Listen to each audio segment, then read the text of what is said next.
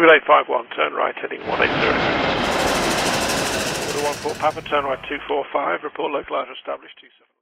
Hey everyone, I'd like to either welcome you to or back to DJ's Aviation. In this video, I'll be discussing the 747-400 XQLR, essentially identifying what it was and more. It's important to note before we properly begin that the 747-400 XQLR was never produced, however it was proposed by Boeing themselves.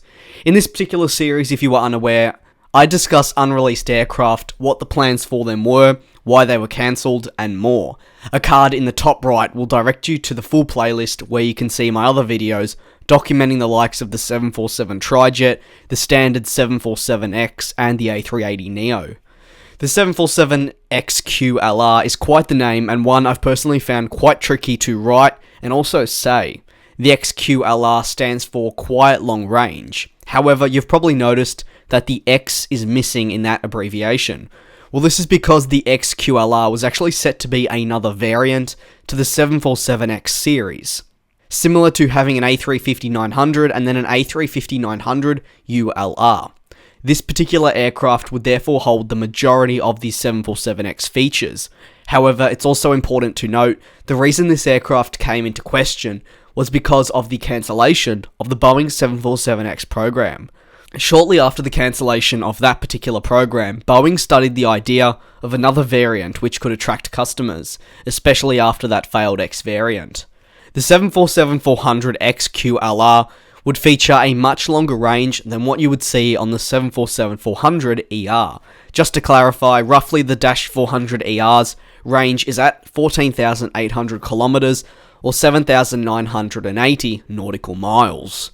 So what were Boeing planning on improving with this quiet long range variant? Firstly, they would be putting an extra fuel storage zone. In addition, Boeing also planned to include raked wingtips, which are similar to those on the likes of the 777-300ER and the 767-400ER. Personally, I do like the design and overall look of the raked wingtips. But most importantly was actually the different engines. Of course, this is how the 747-400 XQLR was planning on getting its trademark name of the Quiet Long Range 747.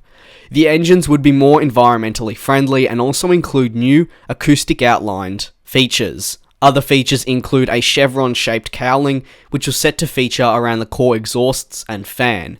In turn, Boeing outlined at the Asian Aerospace Show in 2002 that this would allow for a 20% reduction in the noise during takeoff and a 40% reduction on the landing noise.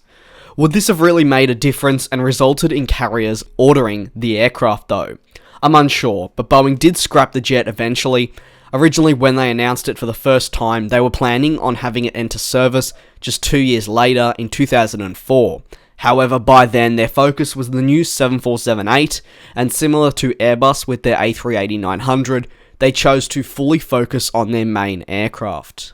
Boeing outlined a couple of key advantages nevertheless on their website during the time of the announcement, and this is what was said.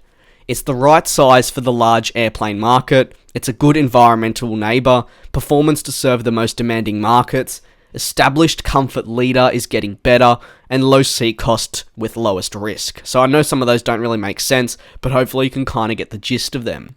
Boeing did also identify that the aircraft would likely seat around 416 passengers, the stock standard for the majority of the other variants in the 747 family. Of course, this number of 416 can definitely fluctuate depending on what an airline wants to do in terms of fitting out the aircraft, whether they want 3, 4, or 2 classes. What are your thoughts on a Boeing 747X quiet long range airliner, and do you actually believe that it would have attracted attention from carriers in today's market?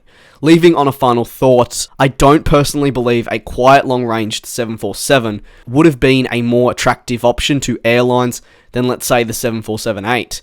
If we take a closer look at the 747-8, its purpose now and most frequent use has changed to the freighter market. So again, a quiet long-ranged freighter, it doesn't really add up. Potentially introducing this sort of aircraft 40, 30 years back, it may have been a different case, because that is when we know the Boeing 747 was extremely popular. But especially in 2002, I just feel like it would have been a huge risk to launch it, and obviously through their feasibility studies and more, they determined that there wasn't a safe market for it. I'd like to thank you very much for watching this video of mine, and I do hope you enjoyed it and also learned something about this quite long-ranged 747.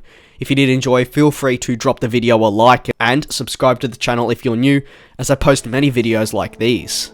I look forward to you all joining me in the next one.